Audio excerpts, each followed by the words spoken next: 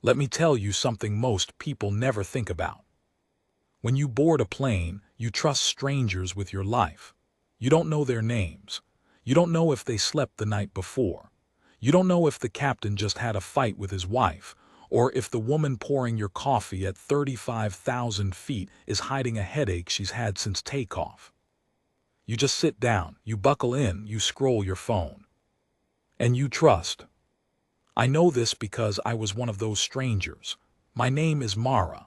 Back then I was a flight attendant, only 2 years in, still the youngest on most crews. And I was on the flight that should never have landed the way it did. People ask me to tell the story. I usually say no. But tonight I'll tell you. It was a Tuesday in late autumn. Flight 1147.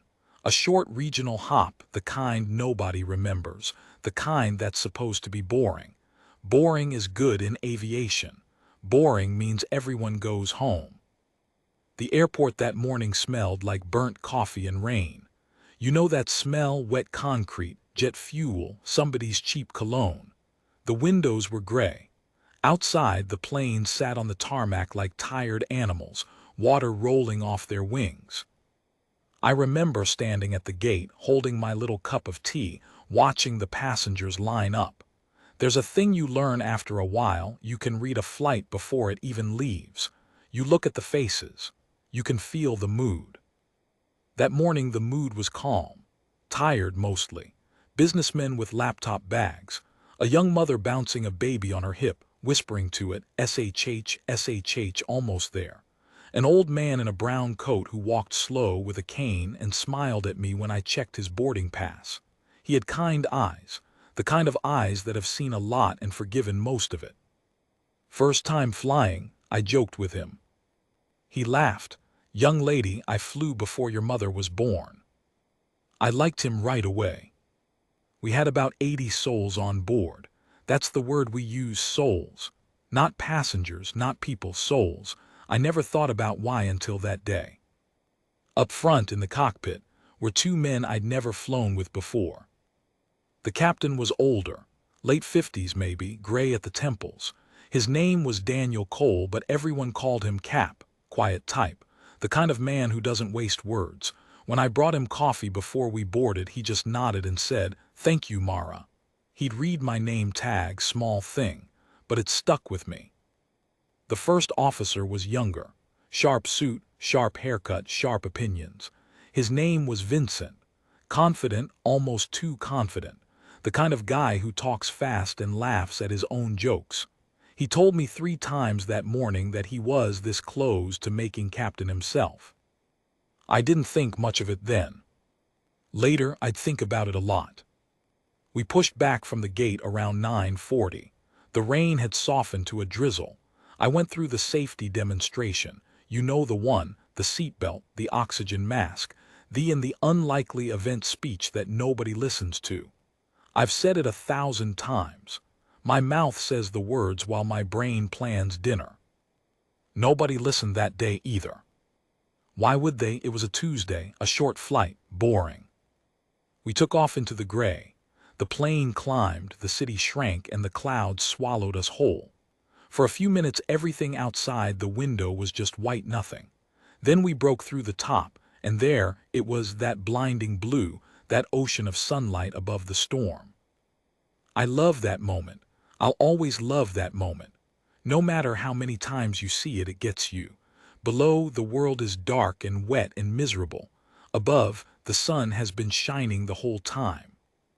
The old man in the brown coat had a window seat. I watched him press his hand flat against the glass, like a kid. He turned and caught me looking.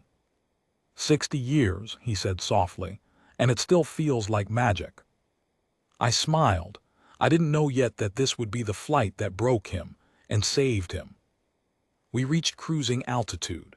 The seatbelt sign went off with that little ding. I started the cart. Coffee, tea, water, the usual. The baby up front had finally fallen asleep. The businessmen had their headphones in. Vincent's voice came over the intercom, smooth and easy, telling everyone the weather at our destination, the time we'd arrive. Sit back and relax, folks. 40 minutes. That's all the flight was supposed to be. For the first 20, it was perfect. And then I felt it. You don't always hear a problem before you feel it. Sometimes the body knows before the brain. I was halfway down the aisle with the cart when something shifted under my feet. A vibration. Small. Wrong. Like when a car drives over a rumble strip, but we were 5 miles above the ground. I stopped. I looked down the aisle. Nobody else had noticed. The old man was dozing now, chin on his chest. The mother stared out the window. The vibration came again, longer this time. My stomach dropped before my mind even formed the thought. Something's wrong. I locked the cart. I told myself it was turbulence. Air pockets. Normal, happens all the time. Don't scare anyone, Mara, smile. But I'd flown enough hours to know the difference between the sky shaking the plane and the plane shaking itself. This was the plane. I walked calmly, slowly, the way they train you. Never run, never let them see fear on your face, up toward the front. My colleague Teresa was at the forward galley. She'd been flying for 15 years. One look at her face and I knew. She'd felt it too. Go check the cabin, she whispered. I'll call up front. She picked up the interphone. I watched her press it to her ear. I watched her listen. And I watched the color leave her face. She hung up. She turned to me. And in a voice so quiet only I could hear it, she said the 5 words that changed that Tuesday forever. The gear won't come down.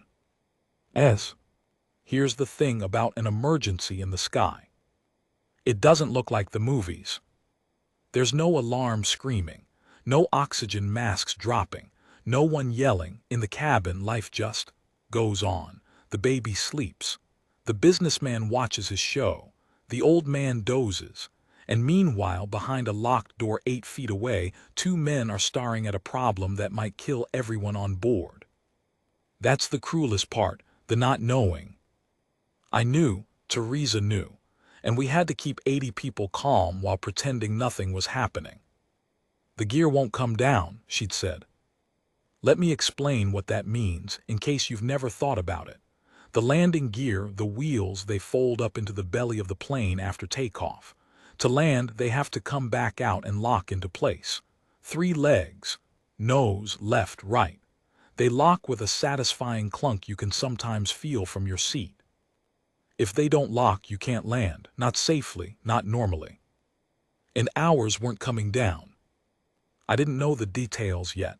I only knew what Teresa's face told me, so I did my job. I straightened my uniform. I put on the smile. I walked the aisle collecting cups, asking everything okay, refilling water, acting like the most relaxed woman alive while my heart slammed against my ribs. The old man woke up as I passed. You look pale, dear, he said. I laughed, long morning. He studied me, those kind eyes. No, he said slowly, something's wrong, isn't it? It wasn't a question. I leaned down, close to his ear. I don't know why I trusted him. Maybe because he was the only one who'd noticed. Maybe because I needed one person on that plane to know I wasn't crazy. Just a small technical thing, I whispered. Nothing to worry about. But if I ask you to do something later, will you help me keep the others calm? He held my eyes for a long moment. Then he nodded.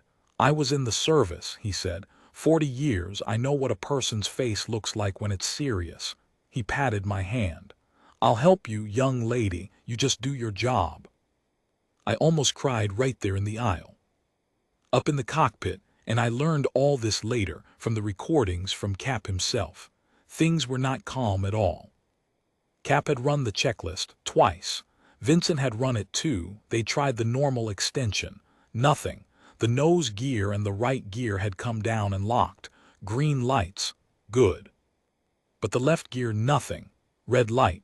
The wheel was stuck somewhere half folded inside the wing. So they tried the backup. Every plane has one. A manual system, gravity, emergency release. You pull it and the wheels are supposed to drop by their own weight and lock. Cap pulled it. The nose held, the right held. The left gear dropped halfway and jammed. Now they had 2 good wheels and 1 bad one, hanging crooked under the wing, not up, not down. The worst possible position. You can't fly forever, fuel runs out. And you can't land on 2 wheels and a jammed stump without the plane slamming sideways, cartwheeling, breaking apart, burning. That's what they were facing, behind that locked door, while the baby slept. Cap got on the radio with the control tower. Mayday, the whole thing. The tower cleared the airspace, rerouted other traffic, rolled the fire trucks out onto the runway. Foam ready. Ambulances ready. And then the airline's operations got involved. And the manufacturer. And a whole room full of experts on the ground, all talking at once into Cap's ear. And here's where the trouble started. Because the manual, the official procedure, the rule book, the thing every pilot is trained to obey, the manual said one thing. And Cap's gut said another. The procedure for a jammed gear was clear. Burn off fuel, circle for 2 hours to lighten the plane, then attempt a belly landing on the foam, gear up, all 3 retracted, slide it in on the underside. That was the book answer, the safe answer. The one the experts on the ground were all repeating. There was just one problem. Our left gear wouldn't retract. It was jammed down halfway. It wouldn't go up and it wouldn't come down. So a clean belly landing, all wheels tucked in, was impossible. That crooked, half-deployed leg would catch the runway and flip us. The experts argued, the clock ran, the fuel burned. And Vincent, confident, sharp, by-the-book Vincent wanted to follow the manual no matter what. We do what they say, he kept repeating. We do what operations says. That's the procedure, Cap. We don't improvise. People die when pilots improvise. Cap was quiet. He'd flown 30 years. He'd seen things the manual never covered. And he was looking at that crooked wheel on the camera feed, and he was doing math in his head that no checklist could do. Then Cap said something Vincent would never forget. The manual, Cap said slowly, was written by people who aren't on this plane. I want to be fair to Vincent, I really do. Because for years afterward people called him the coward, the villain, the young hotshot who almost got everyone killed by being scared. And that's not the truth. The truth is more complicated, the way truth always is. Vincent wasn't a coward. Vincent was right by the book. Everything he said was correct according to 30 years of aviation rules written in blood, learned from crashes, paid for with lives. The rules exist for a reason. Follow the procedure. Trust the system. Don't be a hero. 9 times out of 10, the pilot who follows the manual is the pilot who lands safely. 9 times out of 10, the hero who improvises is the one who turns a survivable emergency into a tragedy. Vincent knew that. What Vincent didn't have, what he couldn't have at 31, was the one thing Cap had. A memory. 20 years before, Cap had been a young first officer himself, on a different plane, with a different captain. And that day, a long time ago, they'd had a problem with the gear too. Not the same problem, but close. And that captain, Cap's mentor, his hero, the man who taught him everything, that captain had followed the manual to the letter. And the plane had cartwheeled. Cap had survived. 11 people hadn't, including the captain. Cap never talked about it. He carried it the way some men carry a stone in their chest. And now, 20 years later, here he was, in the left seat, with a jammed gear, and a rule book telling him to do the same thing that killed 11 people. He wasn't going to do it again. Cap, listen to me. Vincent's voice was rising now. I heard the recordings. You can hear his fear in it. Operations says belly landing. The manufacturer says belly landing.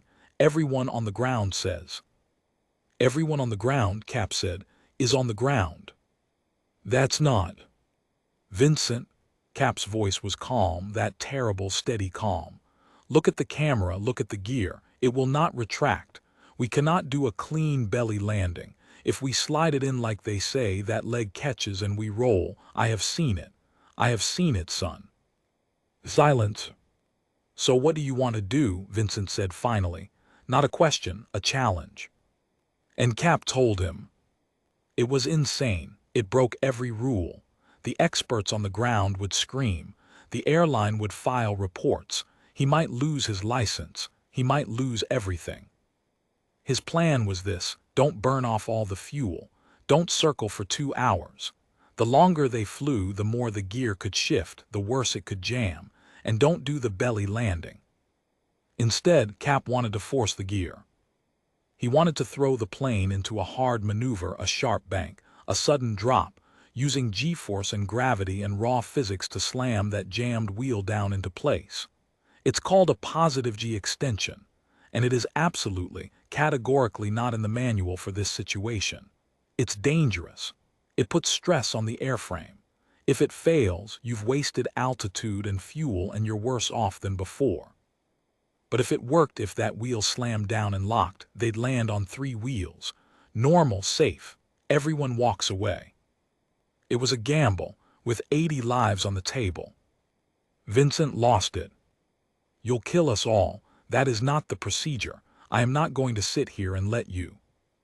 Then don't sit there. Cap's voice cut through like a blade. Take the radio. Tell operations exactly what I'm doing. Get it on the record. If I'm wrong, it's on me. My name, my license, my life. But I am the captain of this aircraft, and I am telling you, his voice dropped low and certain, those wheels are coming down.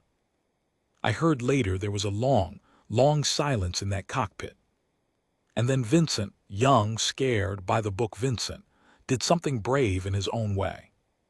He keyed the radio, and he said, "Operations, be advised. Captain is attempting manual gear extension via maneuver. I am supporting the captain's decision." He didn't have to say that last part. He could have fought it to the end. He could have covered himself, blamed Cap, protected his career. He chose the crew instead. That's not a coward.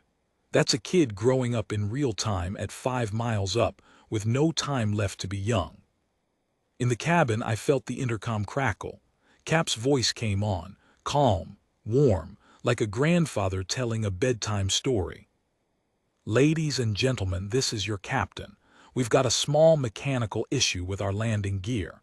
Nothing to worry about. These aircraft are built for exactly this. In a few minutes you may feel the plane move a little more than usual. Some banking, maybe a drop.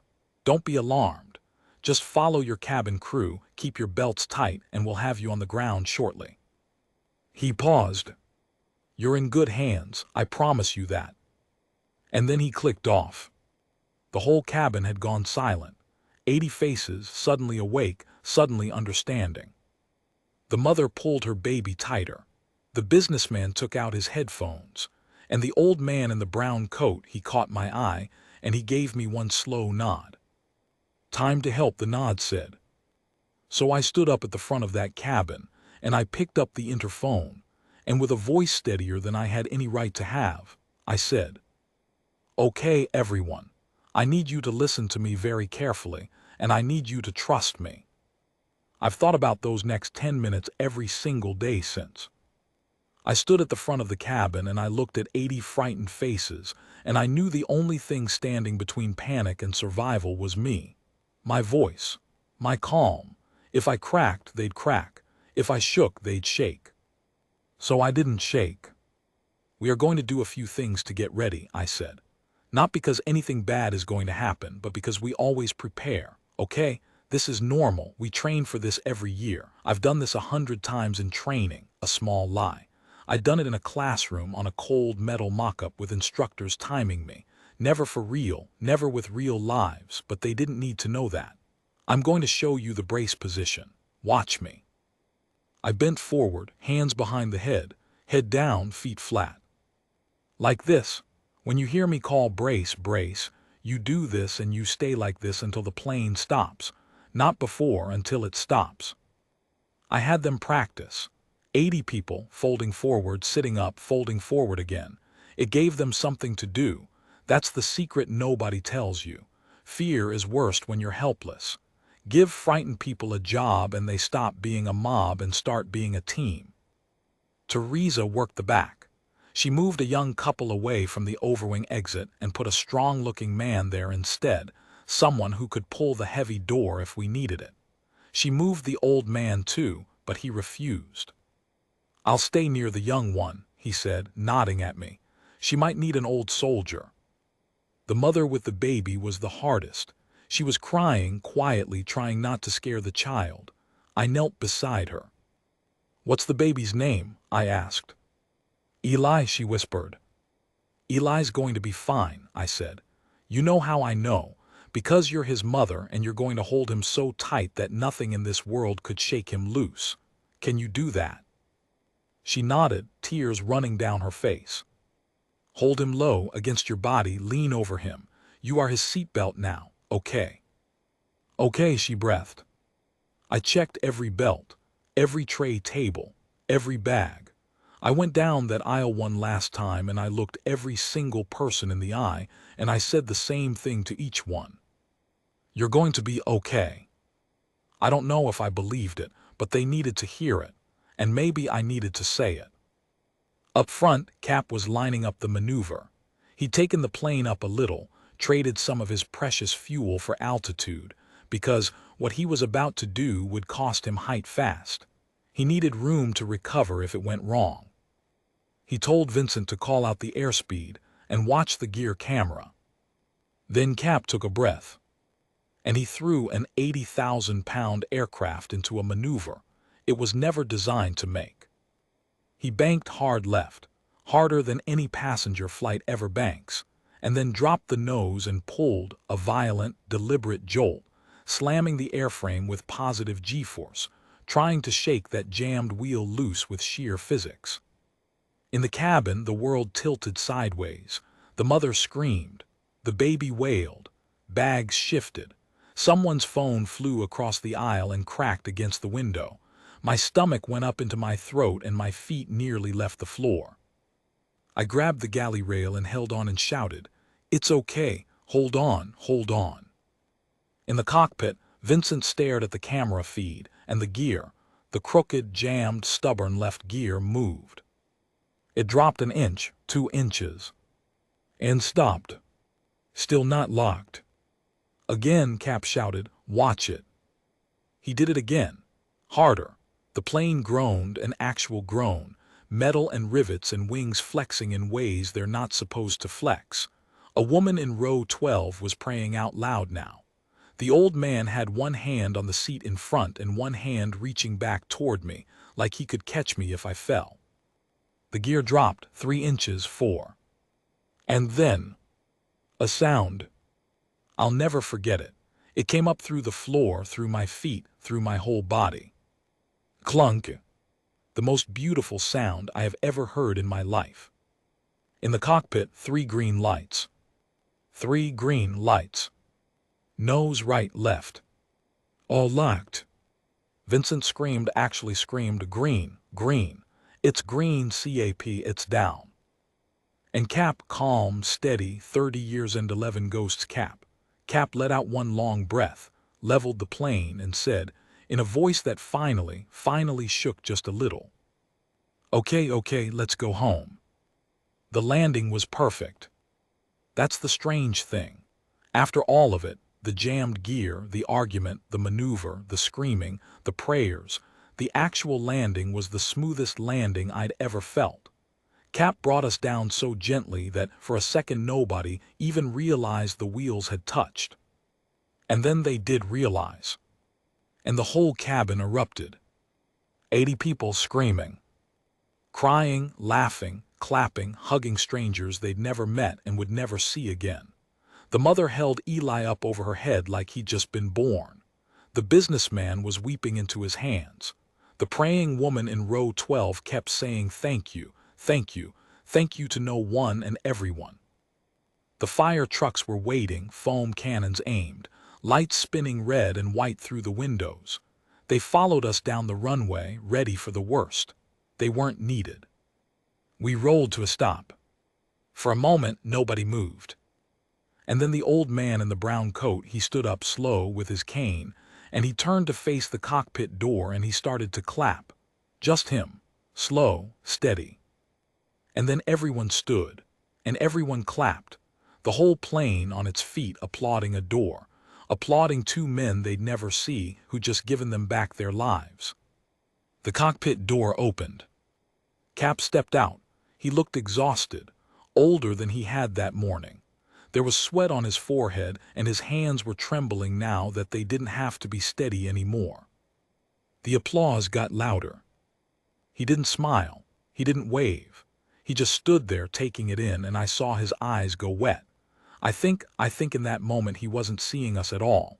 I think he was seeing 11 other people from 20 years ago, the ones he couldn't save. And maybe, finally, after all that time, he'd evened the score with his own ghosts. Behind him stood Vincent, pale, shaking worse than Cap. And as the passengers filed out, every one of them shook both their hands, Cap's and Vincent's, both. Because in the end, they did it together. The captain who broke the rules, and the first officer who, when it mattered most, chose to stand beside him instead of behind the rule book. Here's what happened after. There was an investigation. Of course there was. Cap had violated procedure. He'd performed an unauthorized maneuver with 80 souls on board. By the strict letter of the rules, he could have been grounded, fired, worse. But you know what the investigators found when they examined the plane.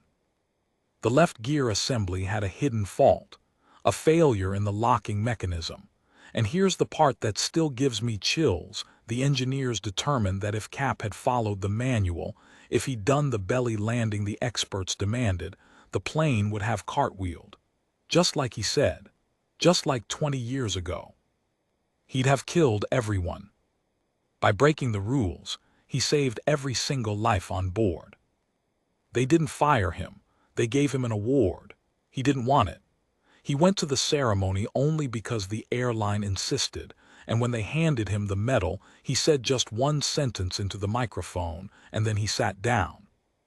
He said, "The rules are written for the average day, but no one in trouble is having an average day." Vincent became a captain 2 years later, a good one, the careful kind, and every new first officer he ever trained, he told them the same thing: know the manual better than anyone, and know exactly when it's time to close it. The old man in the brown coat wrote me a letter. He found the airline, and the airline found me, and one day a handwritten envelope showed up at my door. I still have it. I've read it 100 times. The last line says, "I have lived 81 years and flown 1,000 flights, and I have never been prouder of a stranger than I was of you that day. You held us together with nothing but your voice. Don't ever forget that you are stronger than you know." He died 3 years later. His daughter wrote to tell me. She said he'd told the story of Flight 1147 at every family dinner until the day he passed. As for me, I kept flying for a while. Then I stopped, not from fear, from something else. After a day like that, the boring flights felt like a gift I didn't want to waste. I wanted to be on the ground, with my family, holding them tight the way I told that mother to hold Eli. You are his seatbelt now. I think about that line a lot. Because that's what we all are, really, for somebody. We're each other's seatbelts, holding on, keeping each other from flying loose when the whole world tilts sideways. People ask me what I learned that day, 5 miles above the earth, when the wheels wouldn't come down. I tell them this. Courage isn't never being afraid. Cap was afraid. Vincent was terrified. I was shaking the whole time. Courage is being afraid and looking at the rule book and looking at the people you're responsible for, and knowing the difference between the two.